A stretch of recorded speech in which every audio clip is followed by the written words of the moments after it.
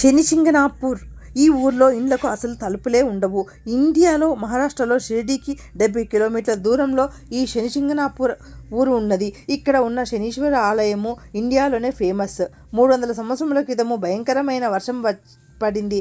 ఆ వర్షానికి ఊర్లో ఉన్న నది ఒడ్డున రాయి బయటపడింది. అయితే ఆ గ్రామంలో ప్రజలందరూ ఇంత పెద్ద రాయి ఏంటి అని ఒక కర్రపుల్లతో పొడవగా దాంట్లో నుంచి రక్తం వచ్చింది. అదేదో రాత్రి ఆ ఊరి పాలించే పెద్ద మనిషి కలలో శనీశ్వరుడు కనిపించి ఆ నది ఒడ్డున వచ్చిన రాయి తన స్వరూపమే అని చెప్పి తనకు ఒక గుడి కట్టించాలి అని, కానీ ఆ గుడికి ఎలాంటి షెల్టర్ ఉండకూడదని ఆదేశించినాడట. సో ఆ ఊరి ప్రజలందరూ కలిసి ఆ రాయిని తీసుకువచ్చి ఊరి మధ్యలో ప్రతిష్ఠించినారు. ఆ రోజు నుంచి ఆ ఊరిలో ప్రతి ఇంటికి ఉన్న తలుపులను తీసేసినారు. సో ఆ ఊర్లో ఏ ఇంటికి తలుపులు అనేది ఉండవు. ఎందుకంటే వాళ్ళందరికీ ఆ శనీశ్వరుడు ఇళ్ళని వాళ్ళని కాపాడుతాడని ప్రగాఢ నమ్మకము. సో మీరు షిరిడీకి వెళ్ళినప్పుడు ఈ శనిసింగనాపూర్ వెళ్ళండి.